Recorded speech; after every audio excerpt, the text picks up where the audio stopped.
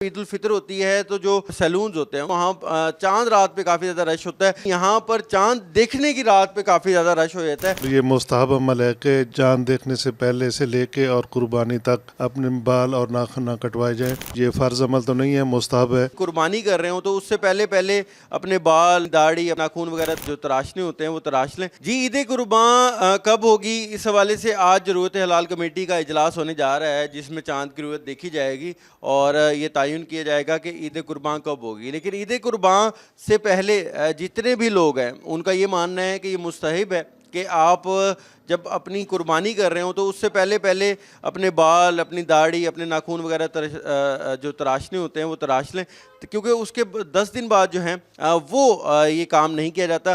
ہم عموماً دیکھتے ہیں کہ جب عید الفطر ہوتی ہے تو جو یہاں پر سیلونز ہوتے ہیں ان کی وہاں چاند رات پہ کافی زیادہ رش ہوتا ہے، لیکن یہاں پر چاند دیکھنے کی رات پہ کافی زیادہ رش ہو جاتا ہے. اور یہی وجہ ہے اس وقت ہم ایک سیلون میں موجود ہیں تو آپ دیکھ سکتے ہیں کہ اس وقت رش ہے اور جو ویٹ کرنے والے لوگ ہیں وہ بھی بہت زیادہ تعداد میں آ رہے ہیں. کچھ لوگ یہاں پر بیٹھے ہیں، ان سے بات بھی کریں گے. السلام علیکم سر.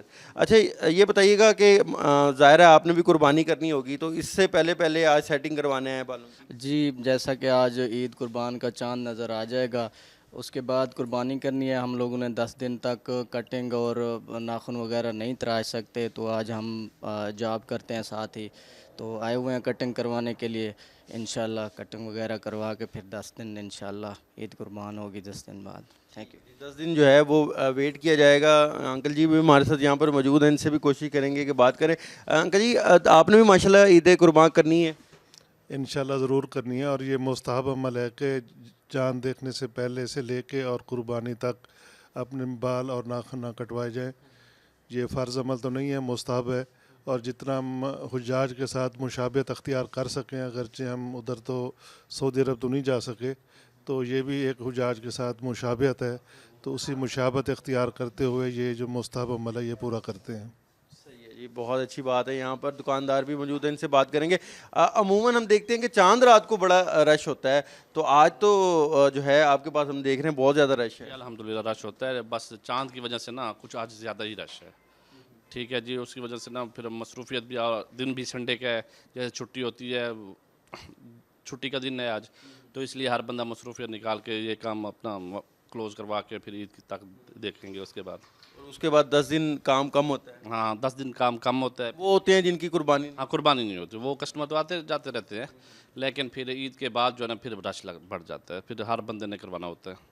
ٹھیک ہے جی. یہاں پر دکاندار ہیں، ان کا کہنا ہے کہ آج کافی زیادہ رش ہے. اس کی وجہ یہی ہے کہ یہ جو شہری ہیں جو قربانی کرتے ہیں تو وہ یہ اس چیز کو مستحب سمجھتے ہیں. جیسے یہاں پر جو گاہک ہیں وہ آئے ہیں، ان کا کہنا ہے کہ اگلے 10 دن تک نہ وہ جو ہے بال تراش سکتے ہیں اپنے، نہ ہی اپنے جو ناخون تراش کروا سکتے ہیں. تو یہی وجہ ہے کہ آج کافی زیادہ رش ہے.